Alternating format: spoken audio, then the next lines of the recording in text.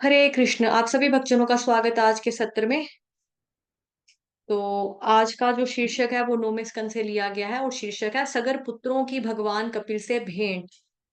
सत्र का शुभारंभ ऑलरेडी मंगलाचरण से कर दिया है हमने और अभी हम कथा पढ़ते हैं। रोहित के बाद छठी पीढ़ी में महाराज बाहुक का जन्म हुआ। शत्रुओं द्वारा अपनी सारी संपत्ति छीने जाने पर महाराज बाहुक ने वानप्रस्थ आश्रम स्वीकार किया और अपनी पत्नियों के साथ वन में रहने लगे।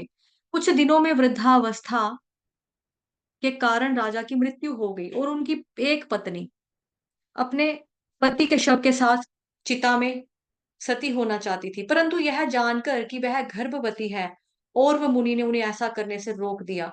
शेष रानियां इस रानी से जलने लगी और एक दिन उन्होंने उसके भोजन में विष देकर उसे मारने का प्रयास किया, परंतु विधाता की इच्छा प्रबल थी। रानी पर विष का कोई प्रभाव नहीं हुआ और ना ही उसके गर्भ पर, अपितु उसके गर्भ से जन्मा बालक उस विष के साथ ही उत्पन्न हुआ। इसलिए उसका नाम पड़ा सगर, अर्थात जिसने गर यानी कि विष के साथ जन्म लिया हो। आगे चलकर महाराज सगर संपूर्ण पृथ्वी के चक्रवर्ती सम्राट बने, परंतु अपने गुरु और मुनि की आज्ञा होने के कारण उन्होंने यवनों, शकों, हयहयों तथा बारबरों का वध नहीं किया। इसके स्थान पर उन्होंने उनके रूप और वेशभूषा को थोड़ा बिगाड़ दिया। उसमें से कुछ को उन्होंने गंजा कर दिया और केवल मूछें छोड़ी और कुछ को आधा ही गंजा किया। कुछ जाति के लोगों को उन्होंने केवल कोपीन पर छोड़ दिया और कुछ के कोपीन तक ले लिए।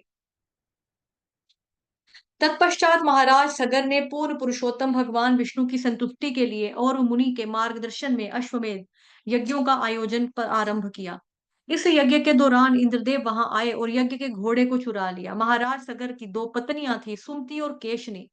सुमति के पुत्रों को अपने बाहुबल पर बहुत अत्यंत गर्व था। जब उनके पिता ने उन्हें यज्ञ के घोड़े को ढूंढने का कार्य सौंपा, तो भी मानवश वे दसों दिशाओं में उन्होंने खोज आरंभ कर दी। और फिर भी जब उन्हें घोड़े का अता पता नहीं मिला, तो वह पृथ्वी को गहरा खोद कर वहां खोजने लगे। अंततः जब वे उत्तरी पूर्व दिशा में बने कपिल मुनि के आश्रम में पहुंचे, तो उन्होंने वहां से उस घोड़े को बंधा देखा। वे जोर जोर से चिल्लाने लगे, यहाँ यहाँ है चोर जिसने यह यज्ञ का घोड़ा चुराया है। जरा देखो इसे, अब इसने आंखें मूंद कर ऐसे बैठा है जैसे इसने कुछ नहीं किया हो। यह पापी है, निश्चित ही यह मृत्यु दंड का अधिकारी है।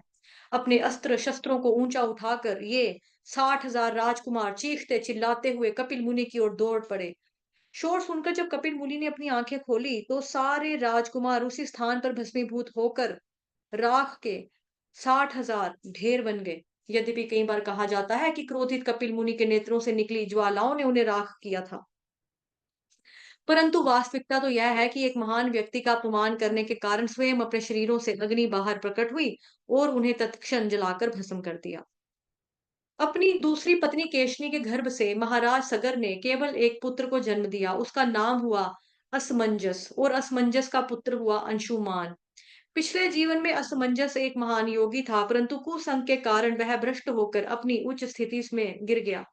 यद्यपि उसका जन्म एक राजघराने हुआ था और वह जाति समर्थ भी था जिसे अपने पूर्व जन्म का स्मरण हो, परंतु फिर भी असमंजस दुष्टों जैसे कार्य किया करता था। असमंजस ने अनेक कुकर्म किए और परिणाम स्वरूप प्रजा में उसकी छवि बहुत बुरी बन गई। एक समय असमंजस ने सरयू नदी में खेल रहे कई बच्चों को नदी में डुबोकर मार डाला। जब महाराज सागर ने अपने पुत्र के इस क्रूर स्वभाव को देखा, तो उसके प्रति उसका सारा स्नेह नष्ट हो गया और उन्होंने उसे देश निकाला दे दिया। अपनी योग सिद्धियों के बल से असमंजस ने उन सब मृत बालकों को जीवित कर दिया और उनके माता पिता को उन्हें लौटाकर सदा के लिए अयोध्या नगरी का त्याग कर दिया। जब नागरिकों ने उसके इस अद्भुत चमत्कार को देखा, तो वे सब विस्मित रह गए और इतने महान पुत्र को खोकर महाराज सगर भी गहन शोक करने लगे। तत्पश्चात महाराज सगर ने अपने पोते अंशुमान को आज्ञा दी कि वह यज्ञ के घोड़े को खोज कर लाए। अपने ताऊओं चाचाओं के पथ का अनुगमन करते करते अंततः अंशुमान उस स्थान पर पहुंचे जहां भगवान विष्णु के अवतार कपिल देव समाधि में बैठे थे। यद्यपि अंशुमान के निकट ही यज्ञ के घोड़े को बंधे और राख के 60,000 ढेर देखे, उसने सर्वप्रथम भगवान कपिल को प्रणाम किया। दोनों हाथ जोड़कर अंशुमान प्रार्थना करने लगे, हे भगवान, आप ध्यान अथवा मानसिक कल्पनाओं के दायरे से पूरी तरह से परे हैं, इसलिए ब्रह्मा जी जैसे महान देवता भी आपकी स्थिति को भली-भांति समझने में अक्षम हैं। फिर हम जैसे उन तुच्छ प्राणियों का क्या कहना जो ब्रह्मा जी की सृष्टि का एक छोटा-सा अंश मात्र है। हे भगवान, यद्यपि आप हम सबके हृदय क्षेत्र में विराजमान हैं, फिर भी हम आपकी भौतिक शक्ति के प्रभाव से भ्रमित होने के कारण हम आपको देख नहीं सकते। हम केवल प्रकृति के 3 गुणों द्वारा की जाने वाली क्रियाओं और प्रतिक्रियाओं को ही देख सकते हैं। हे समस्त प्राणियों के स्वामी, आपके दर्शन मात्र से मेरी समस्त काम इच्छाएं नष्ट हो गई हैं, जो भौतिक संसार के भ्रम तथा बंधन के मूल कारण हैं। इस प्रकार स्तुति किए जाने पर भगवान कपिल अत्यंत प्रसन्न हो गए और अंशुमन पर कृपा करते हुए उन्होंने उसे दिव्य ज्ञान प्रदान किया और कहा, राजकुमार, यह वह घोड़ा है जिसे खोजने के लिए तुम्हारे दादाजी ने तुम्हें भेजा है। जाओ, उसे ले जाओ। और जहां तक भस्मीभूत हुए तुम्हारे पूर्वजों के उद्धार का प्रश्न है, उनकी मुक्ति केवल गंगा जल से ही संभव है। इसके अलावा अन्य कोई मार्ग नहीं है। अंशुमन ने भगवान कपिल की प्रदक्षिणा की, अपना सिर झुकाकर उन्हें प्रणाम किया और घोड़े के साथ अपने दादाजी के पास लौट आया। इस प्रकार तथा अश्वमेध यज्ञ पूरा हुआ। कुछ समय पश्चात और मुनि के निर्देशानुसार महाराज सागर ने अपना राज्य अंशुमन को सौंप दिया और स्वयं तपस्या करने के लिए वानप्रस्थ आश्रम स्वीकार करके जंगल में चले गए। महाराज अंशुमन ने भी दीर्घ काल तक तपस्या करके अपने चाचा ताओं के उद्धारार्थ गंगा को पृथ्वी पर लाने के भरसक प्रयास किए, परंतु वे सब इस कार्य में सफल ना हो सके।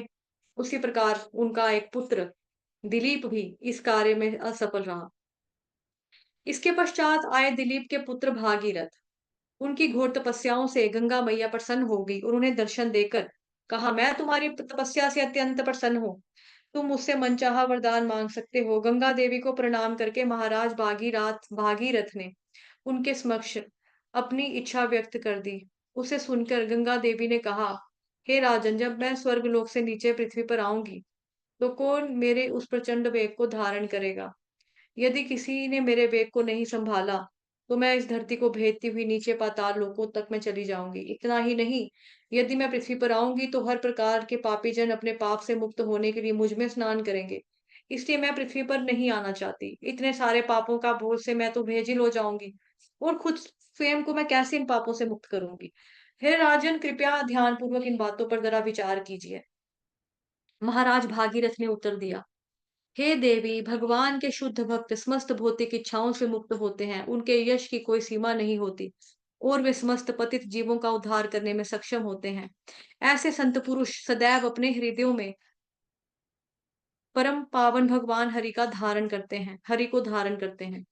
वे आपके जल में स्नान करके आपके अंदर संचित समस्त पापों को निष्प्रभावी कर देंगे और भगवान के अवतार शिव जी आपके जल के वेग को धारण करके आपके प्रवाह को रोक सकते हैं। तत्पश्चात महाराज भागीरथ ने अपनी तपस्याओं से भगवान शिव को प्रसन्न कर लिया और राजा के निवेदन पर वे गंगा के प्रचंड वेग को धारण करने के लिए तैयार हो गए।